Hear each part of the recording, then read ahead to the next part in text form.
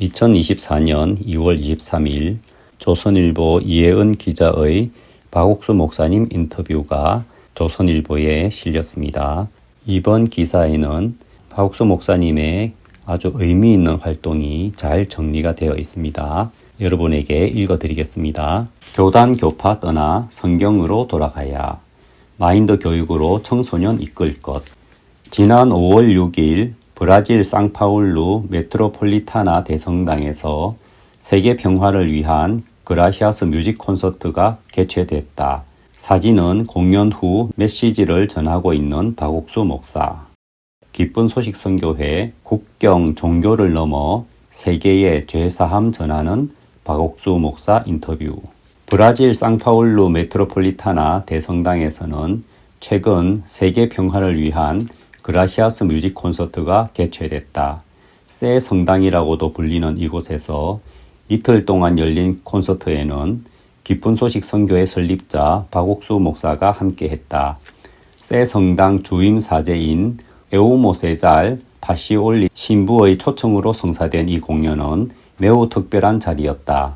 상파울루 시민들과 여행객, 가톨릭 사제와 수녀들은 물론 그리스 정교회, 아르메니아 사도교회, 유대인 공동체, 불교 등 다양한 종교의 지도자들도 모여들었다. 이틀간 4,000여 명의 관객들이 성당 내부를 발 디딜 틈 없이 가득 채웠다. 그리고 모두가 박옥수 목사가 전하는 메시지에 귀를 기울였다. 누구든지 성경 말씀을 받아들이면 죄악에서 벗어나 행복해진다라는 박옥수 목사의 복음이 국경과 종교를 넘나들고 있다. 박옥수 목사를 직접 만나 그가 전하고 싶은 이야기를 다시 한번 들었다. 미국, 브라질, 케냐, 인도 등 해외 곳곳에서 초청받아 성경으로 돌아가자는 메시지를 전하고 다니는 박옥수 목사. 전 세계 곳곳에서 전쟁이 일어나며 평화의 메시지가 그 어느 때보다 절실한 시대입니다. 최근 브라질 새 성당 초청으로 열린 평화 콘서트는 어떤 의미가 있습니까? 지난해 2월 이미 새 성당에서 음악 콘서트와 함께 한 차례 메시지를 전했습니다. 당시 큰 호응에 힘입어 성당 측에서 올해 한 번 더 초청했습니다. 이 초청을 위해 바티칸 교황청의 사전 보고와 승인까지 얻었습니다. 가톨릭 성당에서 교회 목사가 강연한다는 점에서 예민할 수 있었지만 모두가 성경 말씀을 전하는 우리의 메시지에 귀 기울이며 평화롭고 행복한 자리가 만들어졌습니다. 평화 콘서트에서 어떤 메시지를 전하셨습니까? 저는 2017년부터 성경으로 돌아가자는 메시지를 꾸준히 전하고 있습니다. 기독교에서도 교단과 교파 상관없이 성경 말씀에 집중하자는 이야기입니다. 콘서트에서는 성경 말씀에 나타난 죄사함에 대해 강조했습니다. 예수님은 우리를 위해 십자가에 못 박히셨습니다. 우리가 받아야 하는 모든 고통을 짊어지시고 십자가에서 돌아가셨습니다. 그러므로 우린 더 이상 죄가 없고 의롭고 거룩한 존재입니다. 종교와 교단, 교파를 떠나 죄와 절망에서 벗어나게 해주는 성경 말씀에 대해 모든 참석자가 공감했습니다. 브라질뿐 아니라 페루, 우루과이, 인도, 우간다, 에티오피아 등 해외 기독교계 교육계에서 초청 강연이 이어지고 있습니다. 이러한 초청의 배경이 궁금합니다. 저는 1944년생입니다. 1945년 해방이 되고 1950년에 한국전쟁을 겪었습니다. 그리고 어머니도 돌아가셨고 어둡고 가난하게 살았습니다. 교회를 다니고 나서 죄책감이 너무 컸습니다. 나는 분명히 지옥에 가겠다고 생각했습니다.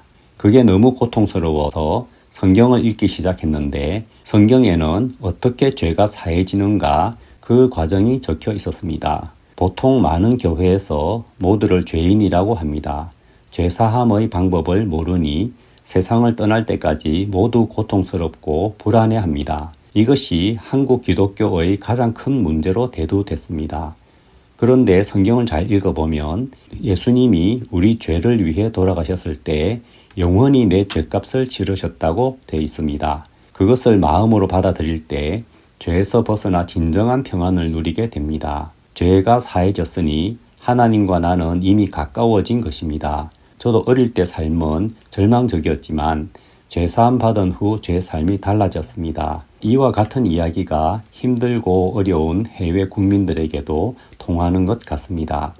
그래서 지난 1월에는 2024 페루 IYF 월드캠프에 3,800여 명이 참석했고 페루 국회 초청으로 그라시아스 합창단의 콘서트도 열렸습니다.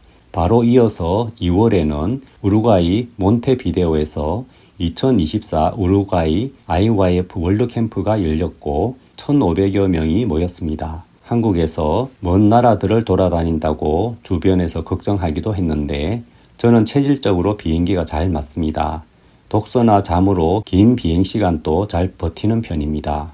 이번 남미 방문 후 파울의 그나싱베 토고 대통령과 마인드 교육 추진을 위해 면담을 가졌습니다. 마인드 교육의 핵심 내용은 무엇이며 앞으로 어떤 방향으로 발전시켜 나갈 계획인가요? 마인드 교육은 순수하고 맑은 청소년의 마음을 지켜줍니다. 죄의 유혹을 받을 때 단단히 막아주는 역할을 합니다. 마인드 교육을 교육과정에 적용시킨 링컨 중고등학교를 방문해 본 사람들은 모두 세상에서 가장 좋은 학교라며 놀랍니다. 이번에 토고 대통령과는 4번째로 만났는데 그분은 청소년 문제에 큰 관심을 가지고 계십니다. 토고 대통령에게는 토고에서 진행 중인 청소년 캠프와 마인드 교육을 소개했습니다.